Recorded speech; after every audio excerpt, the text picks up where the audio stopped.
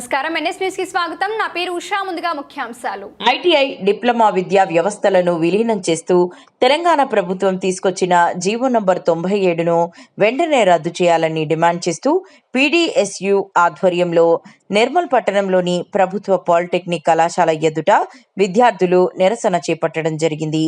ఈ సందర్భంగా పీడీఎస్యు జిల్లా అధ్యక్ష కార్యదర్శులు వి మహేందర్, పి కిరణ్లు మాట్లాడుతూ విలీనం వద్దు, విద్యా వ్యవస్థలను బలోపేతం చేయాలని, జీవో నంబర్ 97ను రద్దు చేయాలని, తడిగుడ్డతో రేవంత్ సర్కార్ పాలిటెక్నిక్ విద్యార్థుల గొంతు కోయవద్దని, నల్ల గుడ్డలతో గొంతు కోసుకుంటూ మరియు విద్యార్థుల భవిష్యత్తును కాపాడాలి అంటూ విద్యార్థులు నినాదాలు చేస్తూ నిరసన తెలిపారన్నారు.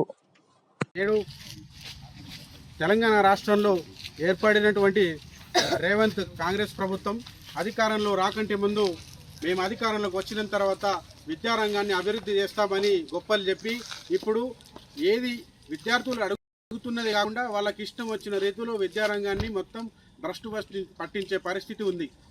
అధికారంలో రాకనే ముందు ఏమన్నారు? స్కిల్స్ పెంచుతామన్నారు. స్కిల్స్ పెంచితే ఎవరు వద్దన్నారు. కానీ ఇప్పుడు వాళ్ళ ఉద్దేశం ఎట్లుందంటే స్కిల్స్ యూనివర్సిటీ పేరు చెప్పి పాలిటెక్నిక్ విద్యాసంస్థల్ని రద్దు చేయడం అనేది చాలా నిస్సిగ్గుమైనటువంటి చర్య. పండు చూపెట్టి చెట్టు మొదల నుంచి నరికివేసే పరిస్థితి కనబడతా ఉంది ఈరోజు. దీన్ని మేము తీవ్రంగా పీడీఎస్యూగా వ్యతిరేకిస్తున్నాం. ఎట్టి పరిస్థితుల్లో కూడా ఈ ఉద్యమం ఆగదు.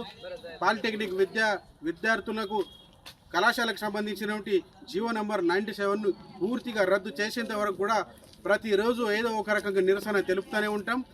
రేవంత్ రెడ్డి ప్రభుత్వం ఒకటే గుర్తుపెట్టుకోవాలి, మీరు ప్రతిపక్షంలో ఉన్నప్పుడు కేసీఆర్ని ఓడగొట్టి మిమ్మల్ని మీ చేతికి అధికారం ఇచ్చింది ఈ విద్యార్థులే, ఈ నిరుద్యోగులే. మా మాట వినకుండా మేము ఇష్టం వచ్చి చేస్తాం, మా చేతుల్లో అధికారం ఉంది కదా అని అంటే ముందు మీ రోజులు గడ్డు పరిస్థితులు ఏర్పడతాయి. రాష్ట్ర వ్యాప్తంగా కూడా ప్రతిరోజు ఏదో ఒక చోట నిరసనలు విద్యార్థులు చేస్తూనే ఉన్నారు. ఇప్పటికైనా మారండి, బుద్ధి తెచ్చుకోండి, లేకపోతే భవిష్యత్తులో మీ గవర్నమెంట్కు విద్యార్థుల సెగ ఖచ్చితంగా ఉంటుందని ఈ సందర్భంగా హెచ్చరిస్తున్నాం.